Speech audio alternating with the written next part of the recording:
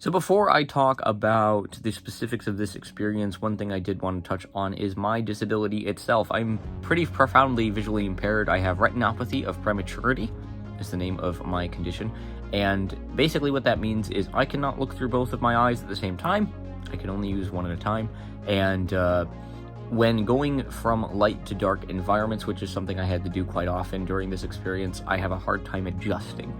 So there are things visually that, because of my specific condition, were hangups, and that's something to keep in mind, and hopefully that gives some context to you. Now, let's hop on in and talk about sea life.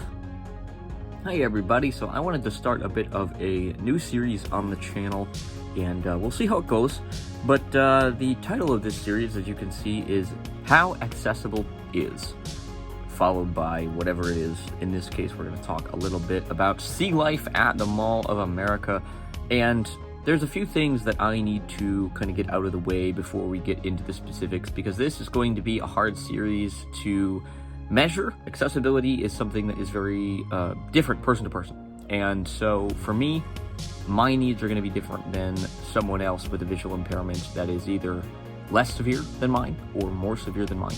My experiences are going to be different than someone who can't hear. My experiences are going to be different than someone with mobility issues.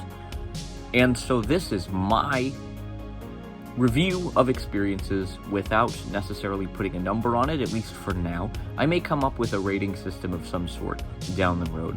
But without further ado, and with those introductory notes out of the way, let's talk about sea life. So we decided to get the VIP behind the scenes experience because it's something that I'm not sure we're going to go back and do. So we kind of were like, well, if we're going to go, we might as well get everything in one go. And I meant to call throughout the week and ask about accessibility, and work was just crazy. I did not get the chance to do that. And so we were able to talk to somebody just before our tour.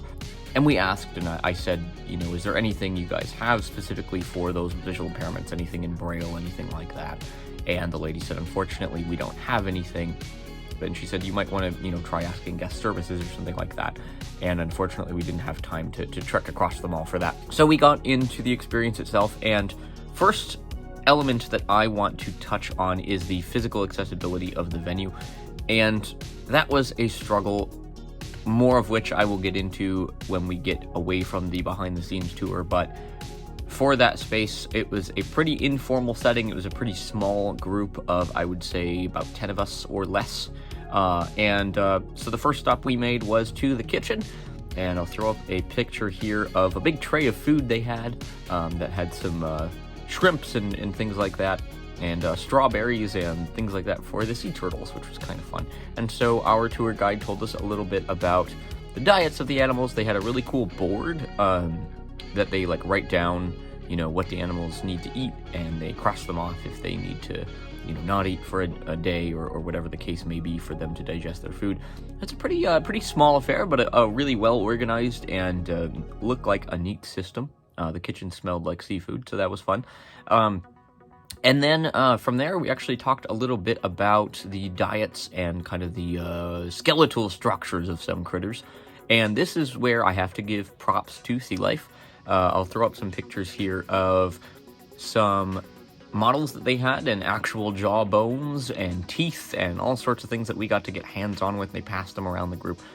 That is one thing that I need to commend them for, and that I would like to say I would like to see more of. Models. Models are a fantastic way, whether it's a visual thing or if you're just more of a kinesthetic kind of hands-on learner, models are a great way to literally get in touch with the things that you are experiencing, and I'm a big fan of them as educational resources, and perfect for something like this aquarium, and I'll get more into that in a moment. So that kind of wrapped up the kitchen part of the day, and from there was what is definitely the highlight of the behind-the-scenes tour, and that is we got to go up to the top of the tunnel system that you walk through as the main feature of Mall of America's sea life experience. Now, for most people, this was definitely a visual spectacle to behold.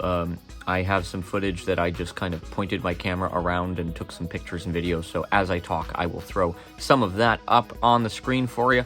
But this was a struggle for me. It was really loud. There's a lot of pumps and filters and things topside, and our tour guide was wearing a mask per COVID requirements, and so it was so hard to hear anything that she was saying. So the gist that I got was that there was a caiman, spotted crocodile, I think, or something like that, and she was being quarantined because she was beating up her siblings, and so they were talking about how occasionally, beyond just animals being sick, they have to quarantine them for behavioral reasons. But that was neat, and from there we kind of walked to the big areas.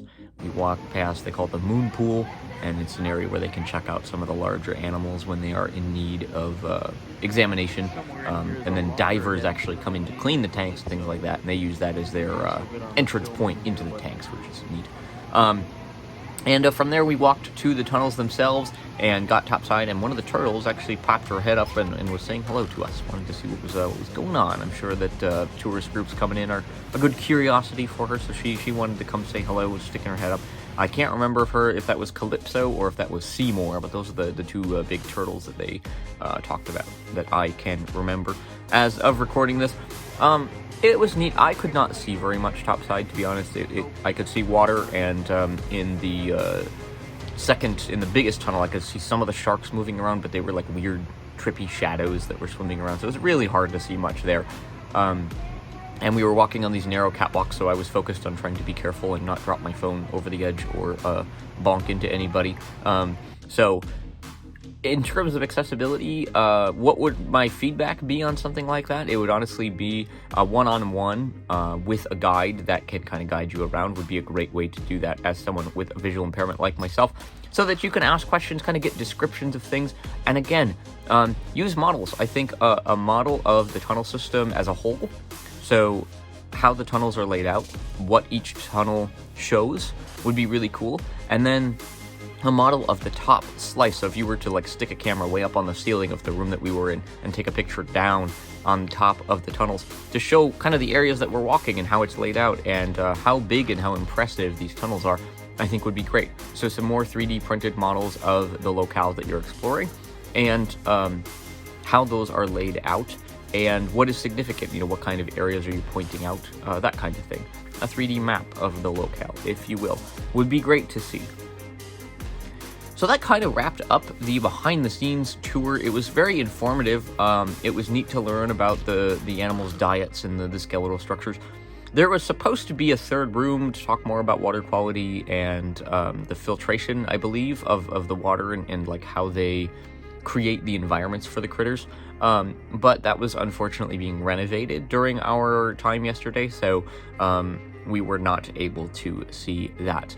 So that kind of wrapped up behind the scenes for us, and we sent ourselves on into the aquarium itself, and this is where the struggle of accessibility was brought to a head.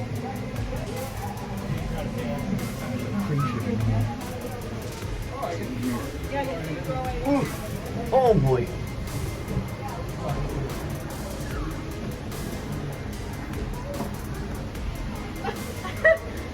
Don't stand up too fast. I won't. Don't stand up. I mean, you can, but you'll hit your head. Okay. You're too tall. So the first area you explore is themed to the Amazon. It's very dark. There are these windy paths, and I literally did not see a single animal in there. It was very dark. The environments are made such that the animals are hard to see, and I believe that's partially the point. There's little facts about them, and that was probably the section I got the least out of in terms of being able to see anything. And from there, we moved on into the tunnels, and I'm just going to group the tunnels all together, and you'll see why in a minute. But as I talk about them, I will show you some neat footage of some fisherinos. So the tunnels were fun. It was neat to be immersed in the water, and for what I could see, it was neat. But basically what I could see was really big fish really close to me. So I have a lot of footage of a cool sturgeon that kept coming by to say hi to us. and there's these big fish like the size of my head that were kind of neat. I've got a couple sharks, that sort of thing. So I'll just play those as I talk here. But this is a hard thing to accessibilize, and that's a term that I coined along with some other people that I worked with a few years ago on an astronomy-related project. And accessibilize means exactly what it sounds like: to make something accessible in a way that is doable, preferably cheap and with materials that are easy to find. But all that being said, I have an idea. So, fish are big. Fish are really big. And how do you convey that to someone who cannot see them? My idea for those tunnels specifically is really big felt models of the fish that you then line up and run along the tunnel, and possibly have somebody walk down the length and like feel the fish. You could have features of the fish, if they have really rough skin, or I don't know, big mouths or something like that. You could actually have those things modeled on a model that kind of takes up the real space that fish would take up. So that's something I would suggest they look at making, and I would be happy to give more feedback on those at some point, more of which I will get into in a moment. But yeah, that's kind of the long and the short of the tunnels. They were neat. There were some cool fish. We saw a giant stingray swim up and over the tunnel, which was neat. I couldn't see much of him. I just saw the light get blocked out because this dude was massive. So that was neat. And like I said, I'll let my footage, if I have any extra footage, it'll play out here, and we will transition to our last couple of sections. Hark, I have found Nemo.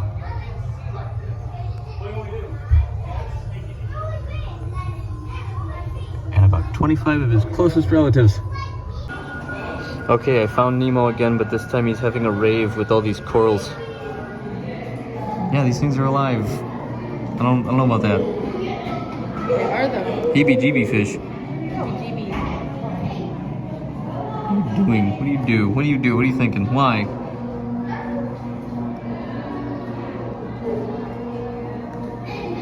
Don't touch the tentacles. Only the tops. Finding Nemo. Jellyfish! Here they are, in all of their trippy Bill Wirtz-looking glory. And this was alright. They were floaty, there was cool music and mirrors, and it was a very bizarre mirror maze kind of thing. I've got some footage here and there of that, so we'll throw that up as I talk. Jellyfish are hard. I think showing how they float in the water, and maybe like the kind of material that they're made of, like having a silicon or, I don't know, model that's kind of gelatinous like that. They're kind of weird and undulaty, floaty things. I don't know how you do jellyfish, but something would be good, as far as a model, just to show what that's like. So then we went to the gift shop. We found a few odds and ends. I didn't find anything. I was hoping to find some cool stuff that they had in the exhibit for my classroom, but I couldn't find anything. And now we'll get to the last little section. And I don't have a lot of footage of the sea stars and the anemones that we got to touch. I actually don't think I have any, so I apologize. What I'm going to throw up to finish off the video here are some videos of some stingrays. And unfortunately, we were not able to touch them. I don't know what the deal was there, but they have a huge pond-esque pool, probably like 3 or 4 feet deep. And one of the places they kind of took away the rock ledge, and you could get right up to the glass, and so I stuck my phone in there and started filming them. So they're swimming in circles, and you'll see that. And very cool. In terms of overall accessibility, aquariums are by their nature not an easy thing to make accessible, purely because they are visual by nature. But using models of different things to show scale, to show different characteristics of the creatures that you're learning about, and then having a tour available that is accessibility specialized, so maybe you have one specific staff or a specific bag of items that comes with on that tour, and you have the ability to bring that information to someone in multiple ways. So, maybe a video with subtitles for someone who might not be able to hear, talking about different elements as you go through. Maybe an audio guided tour of the tunnels that is signaled by scanning something as you go into each tunnel, something like that. There's a lot of different ways you could do it, and I would like to see Sea Life jump on the bandwagon with some of those things, because I really like the animals, and I learned a little bit. In terms of accessibility, it was not the most accessible experience, and that is something that I would like to see worked on. In terms of if you have a disability, would I recommend going to Sea Life? Here's how I would say this. If you have somebody to go with that is going to be patient with you and able to bend the experience to your needs, it's really fun and it's really enjoyable. If you don't have that, I think right now I would pass unless you can talk to somebody from Sea Life and see if they might be able to help in another way. That is something that I am going to get into really quick at the end here, because I am going to reach out after our behind-the-scenes tour. I actually asked, and I said, is there any way I could reach out to somebody and give some feedback about your accessibility and that kind of thing? So I'm going to reach out to Sea Life, and I will give an update when I have something to share about that. But I'm hoping to kind of at least start a conversation and talk about some ideas for accessibility for the Sea Life at Mall of America. That's going to wrap up this video. I hope it was helpful for you to see kind of how I experienced something like this as someone with a visual impairment. And if you have any questions, comments, anything like that, go ahead and throw those down in the comment section below, and I will get back to you. Absolutely. So thank you for checking out this video. We will see you guys very soon. Take care. Peace.